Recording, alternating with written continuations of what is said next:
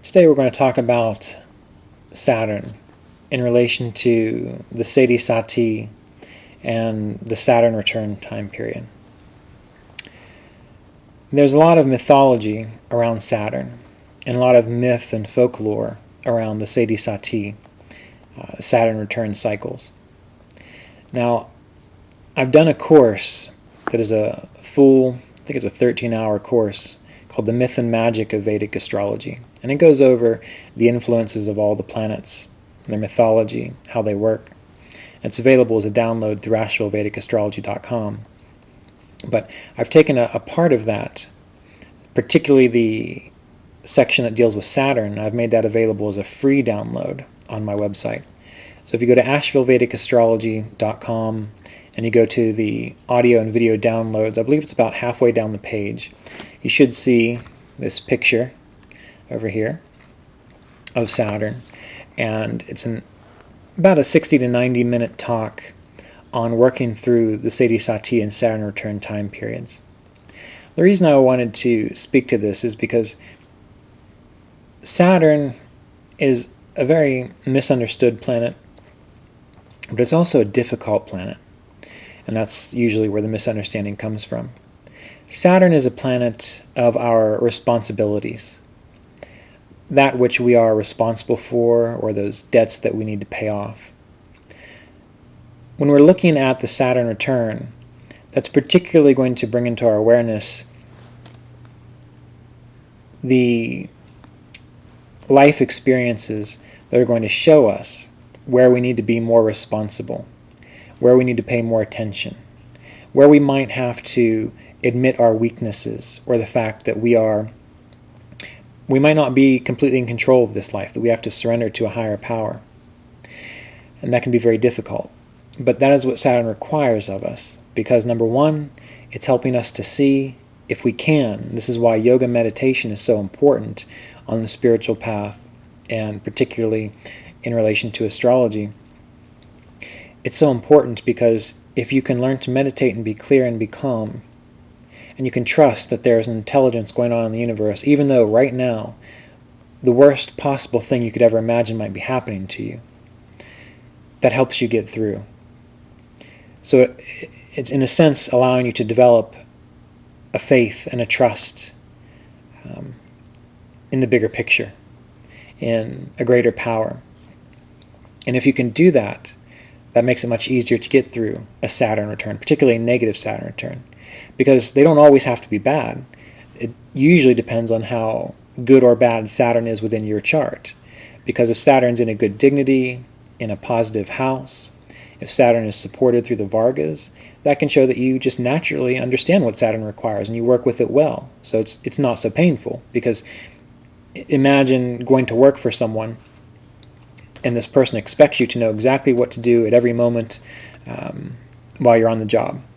Now, if you already know that, then you're not going to have any problem. You're going to sail through fine. The boss is going to leave you alone. But if you get to a job and you have a little bit of an immature mentality, or you're not able to live up to the responsibilities, or maybe you just don't even know what's going on, that boss or that person in charge is going to give you a really hard time.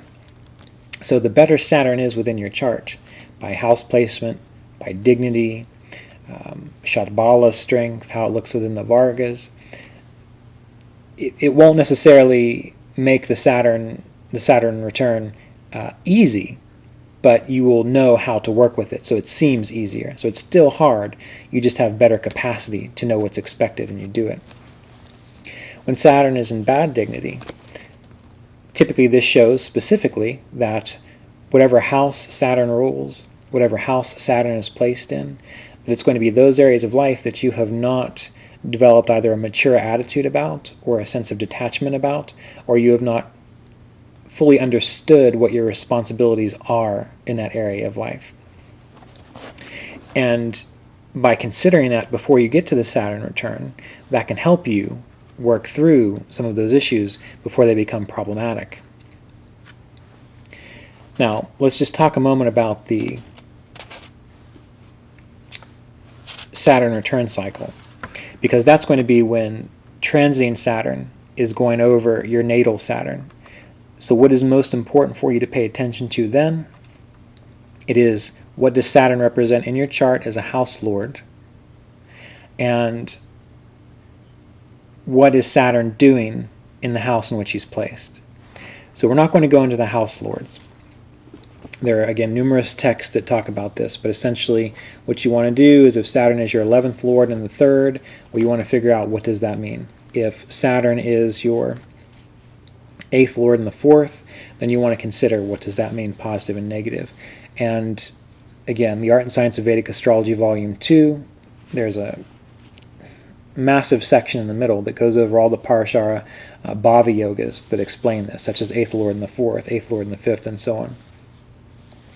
And it gives the positive influences and the negative influences. So if you're looking through that book, if you have it, and you see the positive influences, well, if Saturn's in a positive dignity, you're going to pay more attention to that. Or if Saturn's delighted by his friends, Lajatati Avashtas, you pay more attention to that. If he's being starved, if he's being agitated, negative Lajatati Avashtas, or he's debilitated, you look at the negative influences. So you want to consider the house lords. What does Saturn rule as a house lord? And then you want to consider, how is he affecting that house? But generally, for our purposes today, let's focus on the idea of what does Saturn represent in each house by himself as a natural karaka within that house. And as I mentioned in the previous video, this is all coming from the Appendix 3 of the Art and Science of Vedic Astrology Volume 2. So for example, if Saturn's in your 1st house and you're going through a Saturn return, that's going to show that your focus is going to be essentially on the capacity to endure hardship. Can you continue forward even though there are obstacles, even though people are making you doubt yourself, even though your own self-doubts and complexes are coming up? Saturn Saturn in the 2nd house. When you go through your Saturn return, Saturn's in the 2nd house. This can deal with your capacity to be thrifty with money, your capacity to work hard to meet your responsibilities, to gain wealth. And usually it might even get involved in doing like very dirty work, very hard manual labor kind of work. Going through Saturn return, Saturn in the 2nd house, that might be part of the influence or part of the issues that you have to come to terms with. The 3rd house, Saturn represents servants. It can also represent siblings, but usually, since it's Saturn in the 3rd, we want to look at servants, even the peers around us. And so going through that Saturn return with Saturn in the 3rd, you might have issues with people who serve you, or your capacity to be of service, or how you relate to and take care of and your responsibilities towards the people that you're responsible for. Saturn in the 4th can represent our pets. You go through a Saturn return with Saturn in the 4th, you might find that there are issues going on with your pets or animals around you, animals within your home. Saturn in the 5th, this deals with fall from position. It also gives difficulty, the mind having difficulty getting beyond its complexes, getting beyond its doubts, not being able to think about new opportunities, or being optimistic. So that might be something that you have to deal with on a mental level. Saturn in the 6th, this can deal with diseases and overcoming debts. Saturn return going through the 6th, it's a prime issue you're going to have to work with, more than likely. 7th house, this deals with lack of empathy within relationships, appreciation of relationships, being able to endure hardships in relationships. Saturn in the 8th house, chronic disease, death, our general weaknesses and liabilities, believing in ourselves, being able to thrive in a difficult environment. The 9th house, this can deal with delays to fortune, delays to creativity, problems with one's guru, problems with one's father. 10th house, so we are seeing Saturn transiting the 10th house, and Saturn's in the 10th house, Saturn return. This deals with our duty, our capacity to perform our duties within the world, to stay true to our path despite hardships. And it's also usually hard work. A person might have to fight hard for their success and their ability to act within the world, to take action within the world. So sometimes people will get laid off at times when Saturn's in the 10th. That's when Saturn's negative. Saturn's positive during a Saturn return. That can show a person working very hard building for their future. So we always have to remember that there are positive aspects too. And the key word with Saturn is always hard work. So whatever house it's in, it's working hard in regards to the affairs of that house so that you can be successful over the next 30 years before Saturn comes around again. Saturn in the 11th represents elder siblings, elder people of influence. It can also represent our wealth, our long-term wealth. And if you are a farmer, it can deal with livestock. Saturn in the 12th can show personal expenses, wasting money, being imprisoned, being removed from the world. And again, this is all dependent on what Saturn represents in the particular house he's in your birth chart. Because when you go through the Saturn return, that's what's going to get activated. It's going to be much stronger if you are in a Saturn dasha. That's always important. So to be more prominent in your life when you are in a Saturn dasha. Now the Sade Sati period. This is, for all intents and purposes that we want to discuss today, we'll just focus on when Saturn is in the sign that your moon is in, meaning by transit. So if your moon is in Cancer, natally, in your birth chart, and then Saturn is transiting Cancer, you are most definitely in the peak of the Sade Sati period. If the moon is in Pisces, and Saturn is transiting in the sky, Pisces, then you are also in a Sade Sati period. It does have a longer period. It's a 7.5-year period, but the most intense cycle is usually the time when Saturn is actually transiting the sign where your moon is placed in your birth chart. So how do you figure that out? Well, again, there's a few things. Number one, how do you work with Saturn? We've already discussed this. What is the natural strength of the moon? How well supported is the moon? By Lajatati Avashtas, again, Shambhala strength, positive aspects, its own dignity. How is it situated throughout the Vargas? That'll tell you whether you'll be able to deal with more ease in relation to Saturn going over the moon. We need to consider what house does the moon rule and what house is the moon in. Because that's going to tell you where is Saturn going to bring in the obstacles, the restrictions, and the delays. If Saturn rules the 11th house, then that might be obstacles and restrictions into financial wealth. That's if it's negative. If it's positive, that can show working hard, again, financially speaking. Sade Sati periods are usually more difficult when both the moon and Saturn are in consistent negative situations in your natal chart. You will feel the Sade Sati period more so when you are in a Saturn-Moon dasha or a Moon-Saturn dasha. So you are very lucky if you go through a Sade Sati period and you don't happen to be in a Moon cycle or a Saturn cycle or a Moon-Saturn or Saturn-Moon cycle. You will definitely still feel it, but it won't be as intense as it could be if all these things line up together. Now, let's do what we just did. Again, referring to the appendix in The Art and Science of Vedic Astrology, Volume 2. We want to consider, what does the moon mean in each house? Because in your birth chart, whatever house the moon is in will show you what the moon represents.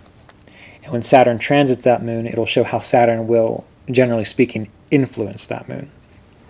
We have to remember, we have to look at many other influences too.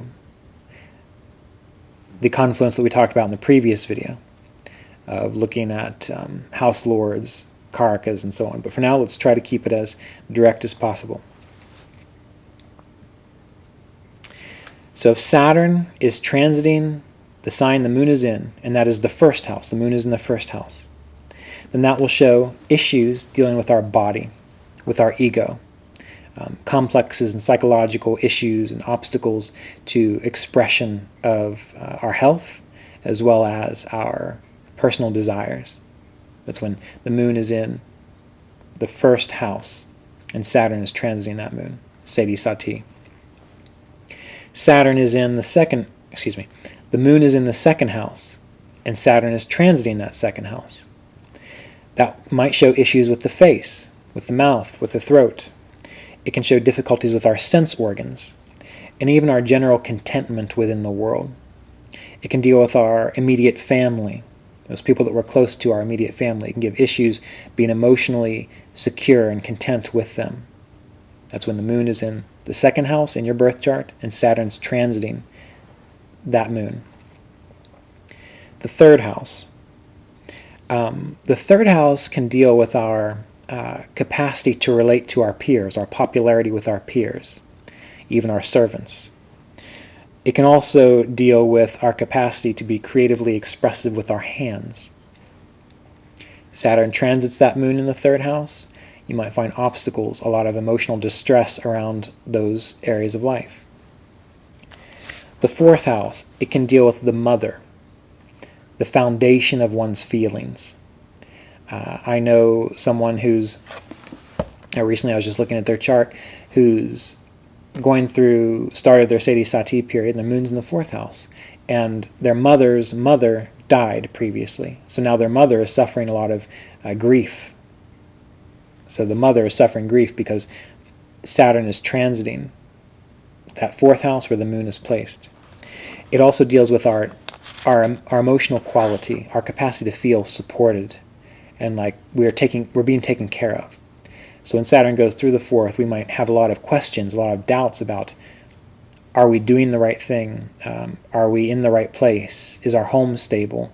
Are we emotionally stable? So we might have to go through some psychological, emotional growth during that time period. And again, how easy or how hard is that going to be will be dependent on the influences on your moon and the influences on Saturn within your birth chart, as well as the transits that occur while you are in this Sade Sati period. The moon in the fifth house can deal with our imagination, our ability to think out of the box. Well, not really out of the box. To think in such a way that is conducive to success in life. The fifth house is our ability to improve our life situation. So when we have Saturn transiting a moon in the fifth house, that can sometimes give us difficulty thinking clearly in regards to how to actually improve our life. And this is one of the hardest positions because then you have a lot of doubts that things can ever get better. And it will, hopefully, depending on everything else going on in your chart. It will once Saturn gets away from that. But you might have to actually be very conscious and clear and aware that you're not thinking so clearly in regards to how to improve your current situation because of Saturn's transit there. In the sixth house, moon deals with the development of the body and physical maturation.